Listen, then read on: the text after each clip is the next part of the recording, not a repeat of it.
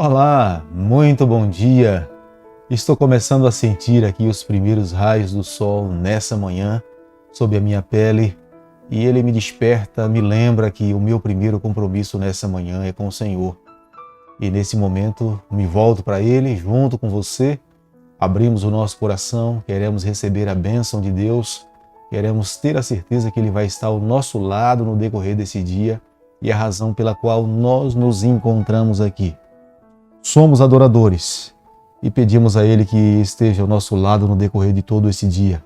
Quero deixar com você nesse momento aqui uma parte da palavra de Deus do livro de Salmos, capítulo 86, o verso 4, onde a palavra de Deus nos diz o seguinte: alegra a alma do teu servo, porque a ti, Senhor, elevo a minha alma. Somente Ele, de fato, pode alegrar a nossa alma.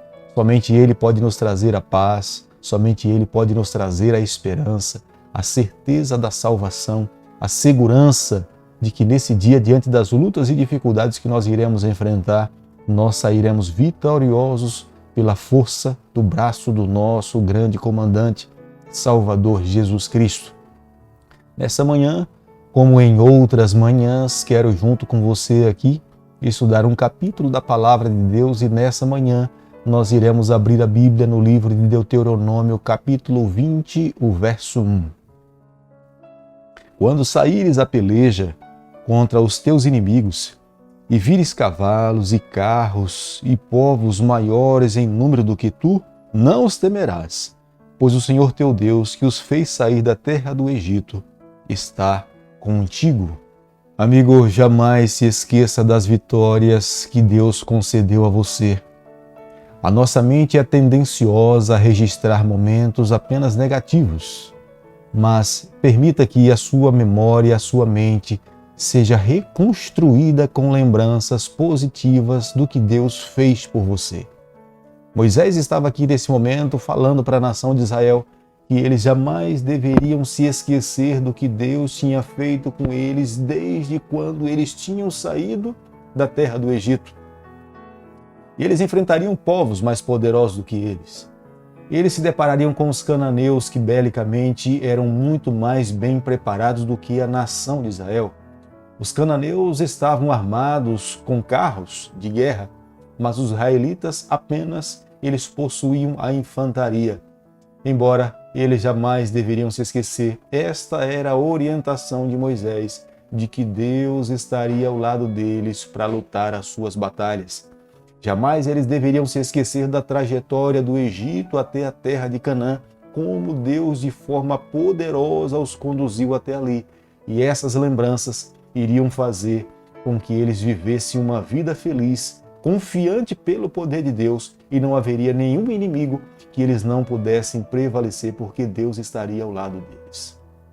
Acredito que nessa manhã, logo aqui no começo, ao estudarmos o capítulo 20 do livro de Deuteronômio, nós precisamos refletir na nossa vida.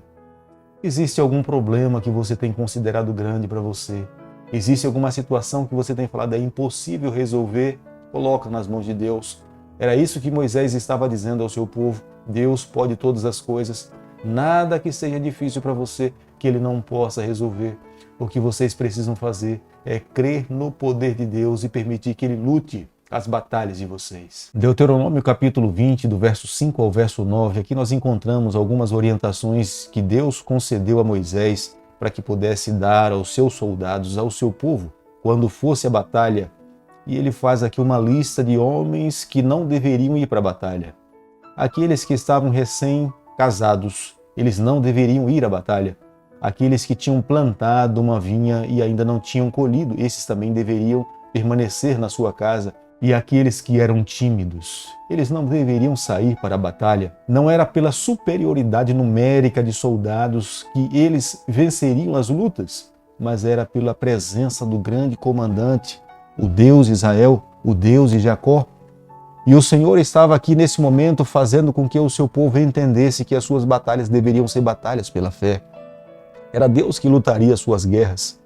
Eles não deveriam temer os seus adversários. As lutas que seriam travadas dentro da terra de Canaã diante de homens maiores que eles, soldados muito mais bem armados do que eles, eles deveriam fazer? Travar pela fé no poder de Deus. Deuteronômio capítulo 20, do verso 13 ao verso 18, Deus determina que todos os povos inimigos deveriam ser mortos. Ele faz sim algumas exceções, quero falar logo adiante, mas inicialmente todos aqueles que se opusessem ao povo de Deus deveriam ser destruídos. Deus estava protegendo o seu povo. Ele queria preparar uma nação que pudesse testemunhar a respeito do seu amor. Esse povo deveria de fato viver as verdades que ele queria que esse povo testemunhasse no futuro. Tudo aquilo que fosse ameaça ao seu povo em proclamar as verdades, em testemunhar a respeito desse Deus, deveria ser eliminado. Nações que eram idólatras e que no futuro poderiam influenciar o seu povo a se envolver com idolatria e que os seus corações estavam resistentes a entender que Deus é Deus, Deus mandava destruir por completo. Deus falava para que eles não pudessem ter piedade. Essa atitude muitas vezes leva algumas pessoas a imaginarem que o Deus do Antigo Testamento é diferente do Deus do Novo Testamento. Mas Deus, olhando para o futuro e conhecendo o coração daquelas nações, Deus não queria que o seu povo se corrompesse com aquelas práticas pecaminosas da idolatria e outras práticas sodomistas que traria tremendas consequências para a nação de Israel. Preservando o seu povo, preservando a sua mensagem, Deus pedia que a nação de Israel cumprisse os seus propósitos, eliminando a todos aqueles que de fato não haveria oportunidade de arrependimento. Quando o povo de Deus entrasse na terra prometida, eles também se deparariam com algumas cidades com muros altos, homens fortes, com muralhas enormes. E Deus estava dizendo que se fosse necessário durar um cerco por muito tempo, e se aquelas nações quisessem fazer um contrato de paz com o seu povo, eles poderiam aceitar esse contrato de paz. Mas essas nações deveriam se submeter à vontade do povo de Deus. Os israelitas que queriam determinar quem seriam os seus futuros reis, a nação de Israel é aquela que seria responsável para influenciar a cultura dessas cidades. Portanto, eles viveriam completamente submissos aos ensinamentos da palavra de Deus. No decorrer do tempo, eles teriam a oportunidade de entender quem de fato é Deus. Veja que Deus, mesmo reconhecendo que alguns povos que estavam ao redor da terra de Canaã era inimigo do povo do Senhor, mas quando esses se submetessem a entender e aceitar e assumir um contrato de paz, e Deus olhando para o futuro, vendo que essas nações não eram ameaça para o seu povo, Deus permitia que eles pudessem fazer aliança com essas pessoas. Mas vale a pena ressaltar nessa manhã que essas nações elas deveriam se submeter completamente à vontade do povo de Deus. Seria a nação de Israel que iria afetar a cultura, a religião e a vida daqueles outros povos, não o contrário. Mesmo permitindo que o seu povo fizesse aliança com algum dos povos, Deus permitia que eliminasse por completo a sua força bélica, as suas armas deveriam ser tiradas deles. Eles não deveriam ter forças militares para que no futuro nenhuma nação pudesse se rebelar contra o povo de Deus. Quando nós olhamos o capítulo 20 do livro de Deuteronômio, a partir do verso 16 em diante, nós podemos ver Deus poderia ter mandado fogo do céu e ter eliminado todos os adversários do povo do Senhor. Um anjo poderia descer dos céus e matar todas as nações, reis, soldados, inimigos do povo de Deus. Mas por que o Senhor não permitiu que isso acontecesse? Porque Ele queria que cada batalha que acontecesse no campo de batalha, o povo de Deus vivesse uma vida dependente dEle. Quando nós travamos uma batalha, nós, diante de uma dificuldade, nós temos a tendência de buscarmos mais o Senhor. E era isso que Deus queria que o seu povo fizesse. Deus esperava que a nação de Israel a cada dia vivesse uma vida dependente do Senhor. Entregasse cada vez mais o seu coração nas mãos do Senhor. Vivendo dessa forma, Deus estaria feliz, porque o seu povo viveria uma vida dependente dele. Veja o que Deus quer fazer conosco nos dias em que nós estamos vivendo. As lutas que nós enfrentamos, as incertezas em algum momento que passamos na vida, os problemas que lidamos a cada dia, Deus está moldando o nosso coração. Deus está nos levando a viver uma vida dependente dele, a confiarmos mais nele. Por isso que eu e você hoje Não podemos viver uma vida de reclamação, de murmúrio, mas o que nós precisamos fazer a cada dia é olharmos para dentro de nós e nos perguntarmos: será se de fato nós estamos completamente confiantes no Senhor? Será se nós precisamos viver uma vida mais dependente do Senhor ou o que vivemos já é suficiente? Mas precisamos compreender que nunca chegamos ao patamar de olharmos para nós mesmos e falarmos: alcançamos toda a nossa confiança. Cada dia é dia de crescermos mais. Cada dia é dia para melhorarmos cada vez mais. Portanto, façamos no dia de hoje uma vida de entrega por completo do nosso coração. Deus não queria que eles destruíssem as árvores frutíferas daquele período. Deus queria que o seu povo usufruísse do melhor daquela terra. Era uma terra que manava leite e mel. Essa expressão denota como aquela terra era fértil e Deus estava dando como herança para o seu povo. E ele não queria que o seu povo destruísse as árvores frutíferas que Deus tinha permitido que aquela terra pudesse produzir.